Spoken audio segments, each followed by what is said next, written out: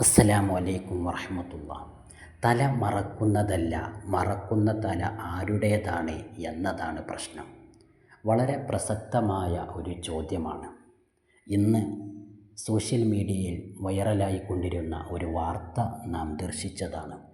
ഒരു മുസ്ലിം പെൺകുട്ടി ക്രൈസ്തവ സ്കൂളിലേക്ക് ഹിജാബ് ധരിച്ചു കൊണ്ടുപോയപ്പോൾ അവിടുത്തെ ഒരു സിസ്റ്റർ, ഒരു അധ്യാപിക വളരെ മോശമായാണ് ആ കുട്ടിയോട് പെരുമാറിയത്. ആ കുട്ടിയുടെ മതം നോക്കിക്കൊണ്ട് മതവർഗീയപരമായിട്ടുള്ള പരാമർശമാണ് അവർ നടത്തിയിട്ടുള്ളത്. എന്നാൽ കേരളീയ മുസ്ലിം സമൂഹം, പ്രത്യേകിച്ചും ഗവൺമെൻറ് ഇതിനെതിരെ പ്രതികരിച്ചതാണ്. അതുകൊണ്ട് തന്നെ ഇവിടുത്തെ പ്രശ്നം വ്യക്തികളാണ്, മതങ്ങളാണ് ഓരോ വ്യക്തികളുടെയും പ്രശ്നം. ആ സിസ്റ്റർ അവരുടെ മതം അനുസരിച്ച് തലമറച്ചിട്ടുണ്ട്. എന്നാൽ മുസ്ലിം പെൺകുട്ടി തലമറക്കാൻ പാടില്ല എന്ന ചിന്താഗതിയാണ് അവർക്കുള്ളത്. ഇത് വർഗീയ ചിന്താഗതിയാണ്. ഇത് മാറ്റേണ്ടതാണ്.